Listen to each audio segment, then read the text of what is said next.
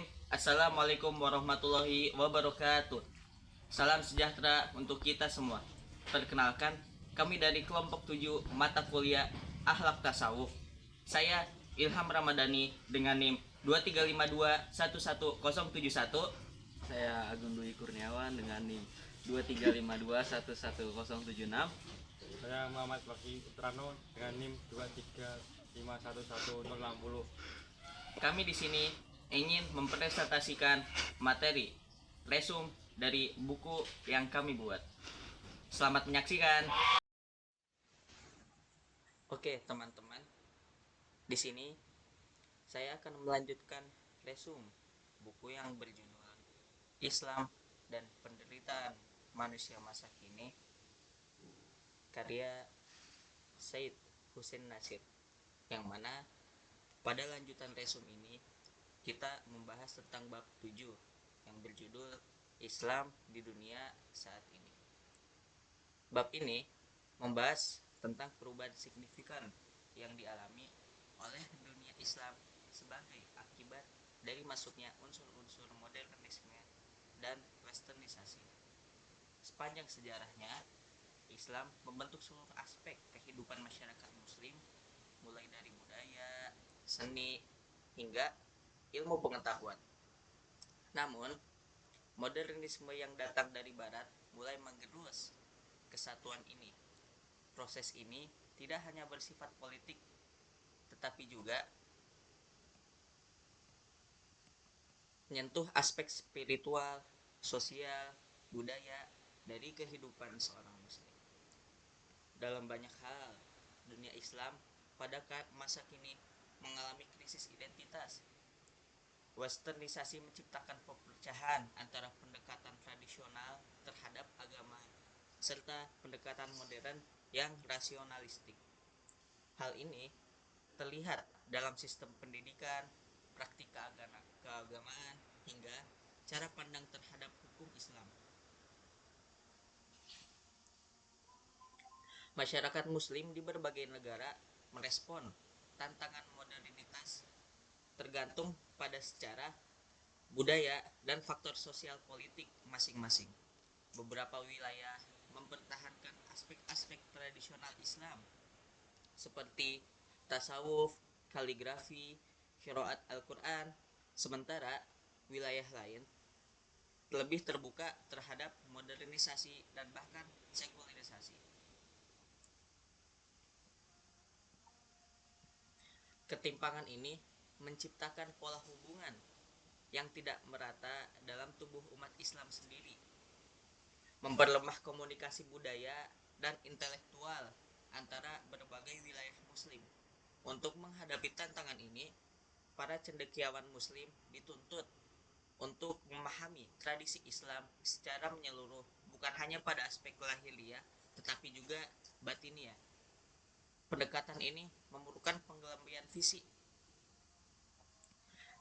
Islam sebagai tradisi yang hidup dan mampu menjawab tantangan zaman, bukan sekedar nostalgia masa lalu atau adopsi buta terhadap nilai-nilai barat. Dalam konteks ini, rediscovery Islam, yakni penemuan kembali makna dan struktur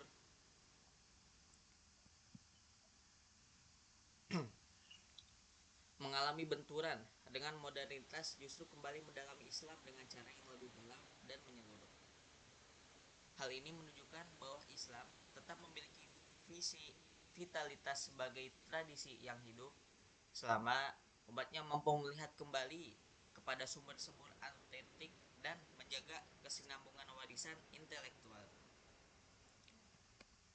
Selama hampir seluruh 14 abad sejarahnya, Islam mengisi seluruh ruang hidup dari bagian kosmos yang disebut dunia Islam tanpa menyisakan kekosongan yang dapat diisi oleh unsur-unsur yang benar-benar dapat disebut tidak Islami.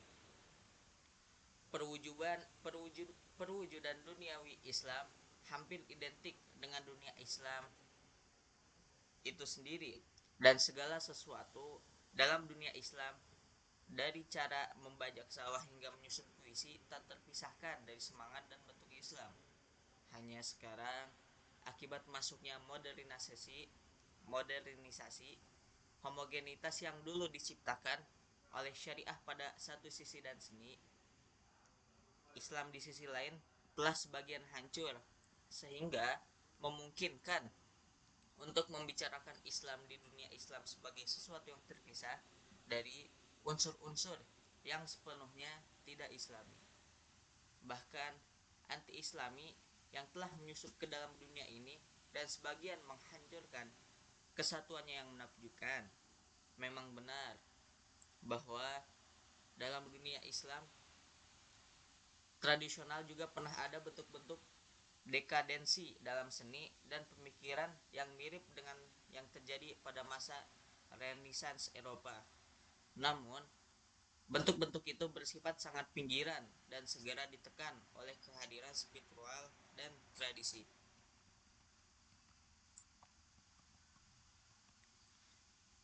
Sehingga tidak dapat dibandingkan secara serius dengan penyebaran modernisme dalam dunia Islam saat ini.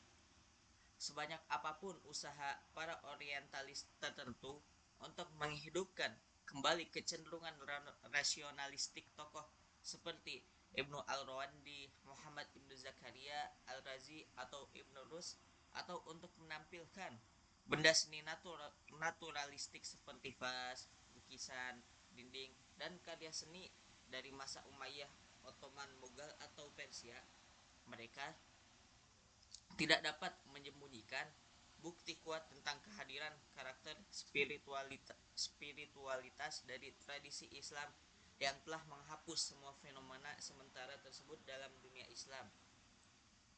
Namun, kesatuan dunia Islam kini telah rusak bukan hanya serta politik yang sebenarnya sudah terjadi sejak masa Abbasiyah, tetapi juga secara keagamaan dan budaya oleh pengaruh westernisasi.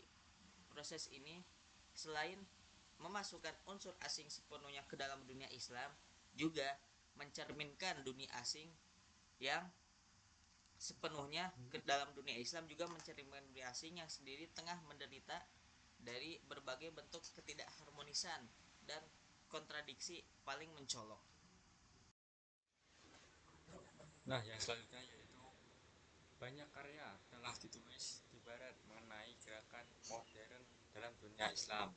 Namun, hanya sedikit yang mempertimbangkan dampak dari kontradiksi dan tegangan internal peradaban barat itu sendiri terhadap kebingungan yang ditimbulkan oleh unsur-unsur modernisasi di dunia Islam saat ini. Cukup dengan melihat perbedaan pendekatan dan perspektif di kalangan para filsuf, sosiolog, dan pendidik di universitas Muslim yang mencerminkan lembaga pendidikan tempat mereka dilatih baik di Eropa kontinental, Inggris maupun Amerika untuk memahami betapa rupiahnya pola westernisasi yang sejauh ini identik dengan modernisasi. Selain faktor historis seperti kolonialisme dan westernisasi, terdapat pula unsur lain yang mencerminkan berbagai kecenderungan dalam peradaban barat itu sendiri. Karena dunia Islam saat ini selalu merupakan suatu kesatuan, maka ia telah berfungsi seperti organisme di mana setiap bagiannya memainkan peran tertentu pada masa klasik peradaban Islam. Setiap bagian dari dunia Islam dikenal karena penguasaan khusus dalam suatu seni atau ilmu, dari pembuatan pedang hingga navigasi, dari astronomi hingga ilmu kalam. Lebih dalam lagi, setiap bangsa Islam seperti Arab, Persia, Turki, Berber, dan Afrika Hitam menekankan penafsiran tertentu terhadap ajaran Islam, bahkan ajaran-ajaran syariah. Namun ajaran-ajaran syariah dan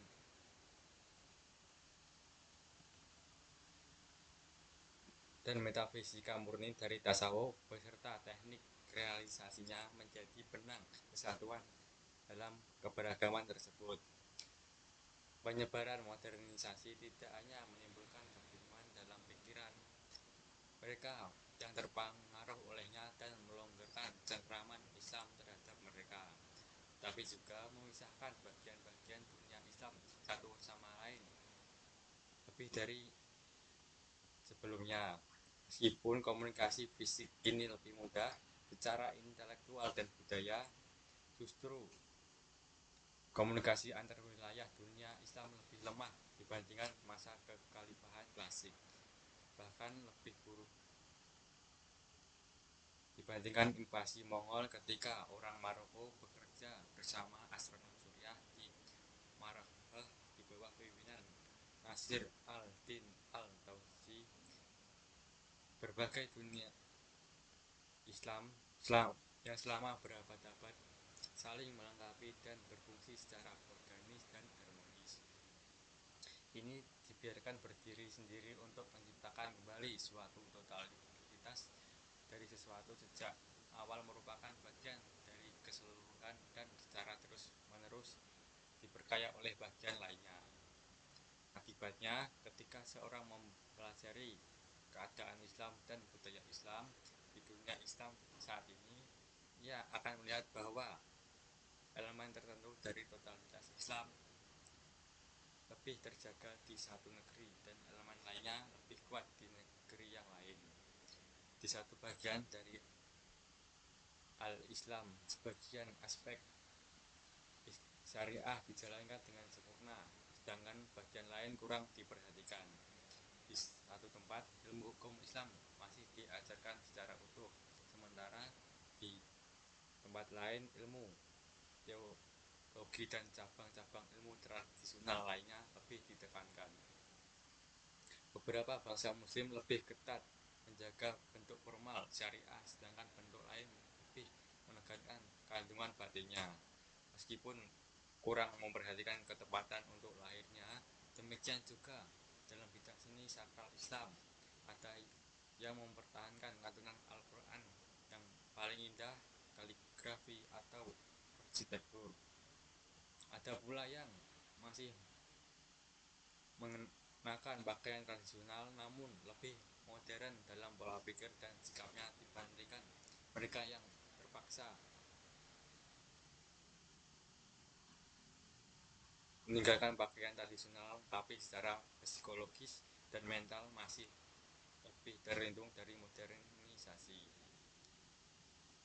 Berbagai faktor historis, karakteristik etnis, dan unsur sosial politik internal telah menciptakan suatu pola di mana di atas lapisan yang lebih dalam yang mempersatukan umat muslim dan menampilkan kesatuan serta totalitas Islam, terbentang pola tumbal sulam dari cara berpikir dan bertindak modern di berbagai negeri muslim, mencerminkan kebingungan dunia barat dan proses rumit penyebaran kebingungan itu ke dunia Islam. Pada masa kejayaan peradaban Islam, ketika homogenitasnya mencerminkan, Selanjutnya yaitu kebenaran Islam di semua level kehidupan manusia. Seorang muslim yang cerdas dapat memperoleh gambaran menyeluruh tentang tatanan Islam hanya dengan berinteraksi dengan salah satu pusat besar dunia Islam. Namun saat ini pengalaman Islam secara total sangat sulit diperoleh, bahkan bagi seorang muslim yang hanya mengenal sebagian dari al-Islam, apalagi bagi orang luar.